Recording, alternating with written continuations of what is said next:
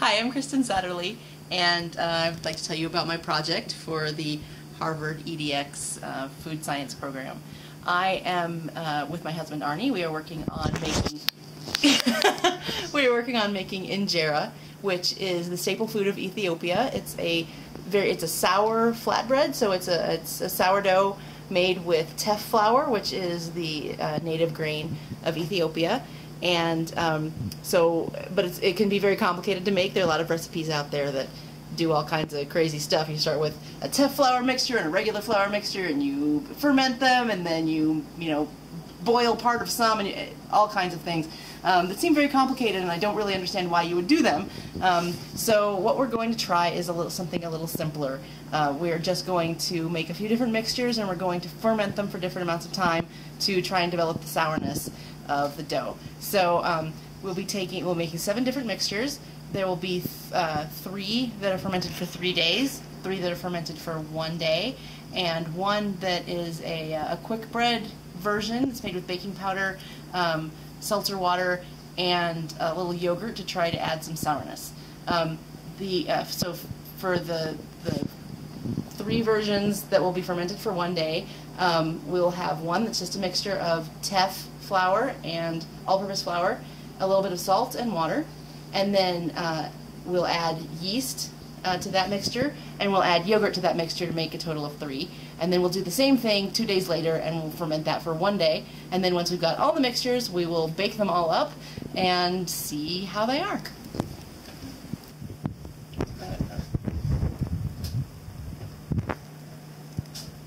See the cracks forming? See the heat steaming up the lens? Cracks are forming. Not a very good strong network in this one. There's the steam.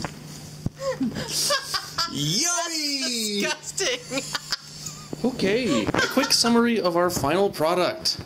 Right here you see our 3-day versions with no additions and with yeast. We also have 1 special mix of 3-day and 1 day with no additives. Then we have our 1-day yogurt, 1 day no additions, and 1 day yeast.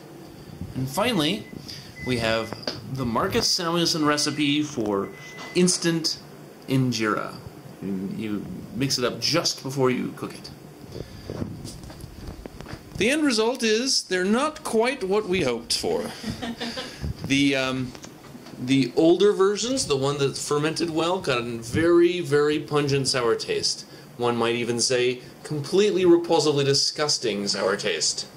The 1-day versions did not really get any sour taste whatsoever, but they did come out quite well. But if you're looking for sour, these aren't the ones for you. Yeast, don't do it. It's yucky.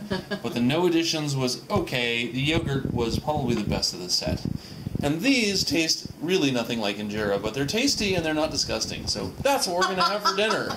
What do you think? Well put. And to celebrate our final experience in making semi-successful injera, we have a delicious Ethiopian feast. And what are these fine foods? Okay, we have Doro Wat, which is a chicken stew with red chili, and we have, I think the Egyptian name is Ful Medemes. I can't remember what the Ethiopian name is, but it's fava bean puree with spices, though this one I made with edamame. And this is just a mixed stew of cabbage, potatoes, and carrots. Skål! Skål! It's very Ethiopian.